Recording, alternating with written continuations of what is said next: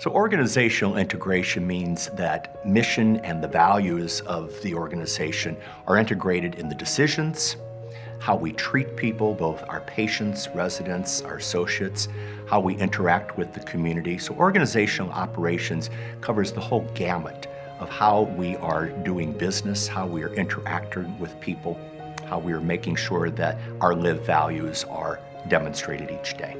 When we talk about mission being integrated throughout an organization, that means that the mission and values of the organization are demonstrated at all levels, through the C-suite with the executives, on the floor interacting with associates, with patients and residents. The mission leader needs to be able to speak the language of people at all levels. They do that not only through words, but demonstrating it and helping people see how their work helps promote and live out the mission and values of the organization. Equally important is a sense of business acumen, especially in today's rapidly changing healthcare environment. Mission leaders need to be aware of what's going on. What are the things that are keeping their other leaders up at night so that they too can participate in the conversations? Having and understanding that sense of what's going on in the healthcare environment and being able to engage in a way that makes you a valued contributor, I think is really important. I think a big part of the mission leader role, besides having the knowledge relative to each of the competencies and the leadership skills to execute that competency within the organization, they can't do it alone. The role is one done through collaboration. And it needs to be collaboration with every aspect of the organization. It just varies how many different departments a mission leader deals with in a given month relative to all the things that they're involved in within the organization. It would be with planning and business development if it has to do with an affiliation, a joint venture, a merger, or it could be with HR if it has to do with a reduction in force.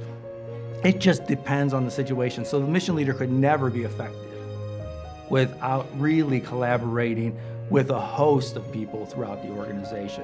And I think the most effective leaders are the ones that have built those relationships, trusting relationships, and relationships where they're respected for what they know and for their engagement of others in the organization.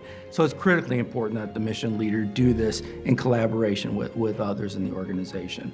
I think the one that really speaks to me most of the competencies is the one around organizational leadership. Just, how do you take something like a mission and a value set? How do you take the ministry of Catholic healthcare and ensure that that's unfolding in a way that's meaningful and fluid and applicable in an organization that's made up of people of all kinds of faiths, all kinds of experience, genders, age groups, nationalities, experience sets? I think that's the most complicated thing to do, is how do you take all of this that's been articulated in the history of an organization, the example of the foundresses and founders, and how do you do that in an organization that's constantly changing and constantly evolving? And how do you find the credible, sustaining, remaining pieces that enliven the organization, that keep the organization aligned and enlivened and memorable and credible?